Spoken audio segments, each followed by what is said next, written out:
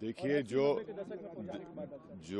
Final report दी गई है और जो बीजेपी के एमपीज ने जो अमेंडमेंट्स दिए, जो उनकी न्यूमेरिकल स्ट्रेंथ के ऊपर उन्होंने उसको पास करवा लिया, और अपोजिशन ने जो अमेंडमेंट्स दिए उसको हम लोग पास नहीं करवा सके क्योंकि हमारे पास स्ट्रेंथ नहीं थी।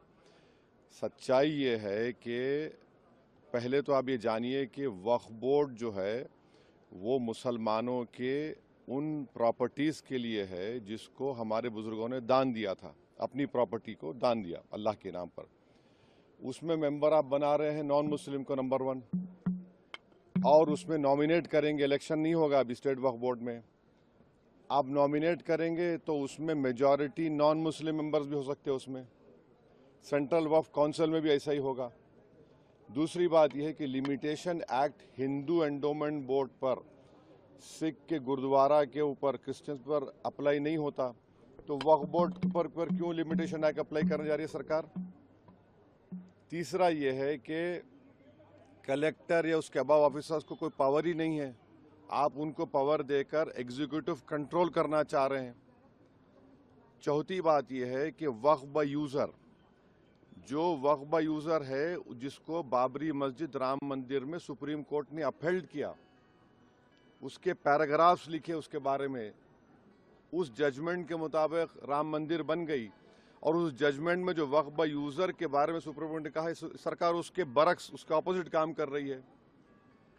ऐसे कई अमेंडमेंट जो सरकार पेश की और फिर इस जेडब्ल्यूसी में उसको बीजेपी के और उनके अलाइज ने पास किया, उससे वक्फ बोर्ड खत्म होकर रह जाएगा। ऑन पैरिटी, जब हिंदू एंडोमेंट बोर्ड्स में नॉन हिंदू नहीं बन सकता तो नॉन मुस्लिम कैसे बनेगा? यहाँ पर सिर्फ गुरुद्वारा प्रबंधक कमेटी में सिख ही बन सकता है। आप यहाँ पर क्यों बनाना चाह रहे? और एंक्रोचर्स को आप रिवॉर्ड कर रहे हैं लिमिटेशन एक्ट अप्लाई करके। ट्राइब्यूनल में आप क्या करने जा रहे हैं? तो ये तमाम चीज़ें, उससे एक ही मकसद है कि जितनी वक्फ प्रॉपर्टीज़ है सरकार उसको छीनना चाह रही है, जिसमें मस्जिद भी है, दरगाह भी है, खानखा भी है, कब्रस्तान भी है।